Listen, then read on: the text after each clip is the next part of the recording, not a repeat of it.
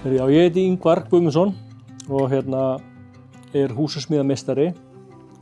Lærði húsasmíðin fyrir allt og löngu síðan á Selfossi. Var svo í öðrum störfum í næstu í 20 ár og kom svo tilbaka fyrir einhverjum kannski 10 árum síðan sem ég fór að starfa svona í fullri vinnu við iðnina aftur. Með öðrum störfum allan tíman en svona fór alfarið að vinna, það kannski orðin 10 ár síðan, fór alfarið að vinna við þetta aftur. Fór þá í meistaraskólann og náði mér í meistaraprófið. Starfa hjá Launafli á Reyðarfirði sem deildarstjóri í byggingadeild og þannig stundum er ég að smíða en oftar en ekki og allt og oft er ég í bara svona stjórnunartengdum verkefnum. Deildin er 15 manns núna til dæmis. Við erum með nokkur stór verk sem ég er meistari á, þannig að ég þarf að sjá svona faglegt utanumhald og faglega stjórn á þeim verkum og verkþáttum í öllum þeim verkum og passa að efni og aðföng sé í lagi og menn sé að gera hlutina bara rétt. Já, ég hef sótt námskeið,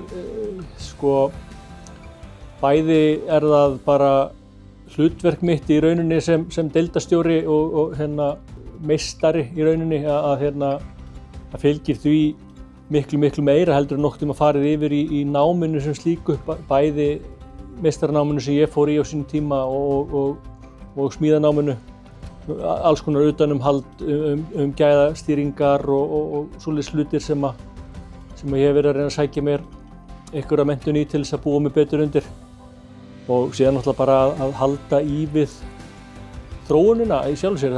Hlutinir gerast hratt, endalaust ný efni og nýjar aðferðir og þetta er bara þægileg leið til þess að halda sér í rauninni á réttum stað. Persónulegur ávinningur, varðandi kosti þess að hafa iðuna til þess að aðstoða sig í þessu þeir eru mjög sveigjanlegir í til dæmis að vera með þetta í boði sem fjarnámskeið.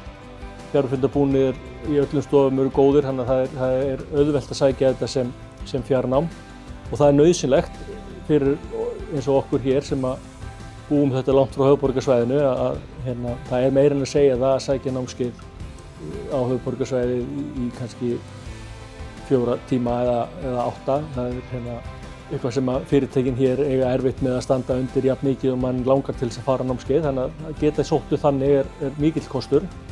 Og síðan hafa þau líka verið sveigjanleg fyrir fyrirtæki eins og Launafl sem er með, eins og þessi deild með 15 manns í vinnu, að hreinlega kom bara með námskeið hingað þegar það hentar að allir sé að sækja námskeiðin, ekki bara ég, þannig að við höfum nýtt okkur það líka mjög mikið.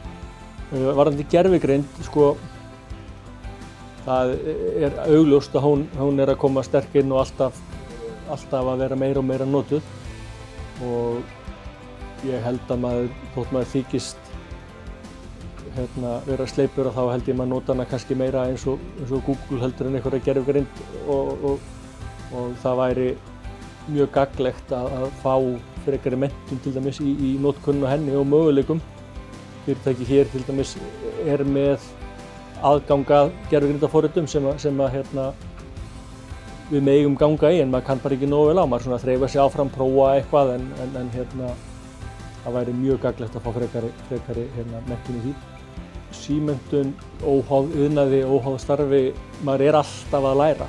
Það fyrsta sem maður fattar þegar maður fer í skóla er hvað maður kann lítið í sjálfu sér. Þú veist, maður er kannski búinn að vera eins og ég var, byrjaði ungur að þvælast í kringum pabba minn í smíðum og taldi mig nú bara nokkuð sleipan þegar ég byrjaði í skóla en þú veist, maður komst að því að maður kunni svo sem ekki neitt, þannig séð Maður verður bara að vera opinn fyrir því í öllum stundum, að vera alltaf að læra og taka inn nýja hluti. Þú veist, þróunin er endalaus, það er, eins og við bara komum inn á, það eru endalaus ný efni, það eru nýjar aðferðir, ný verkfæri.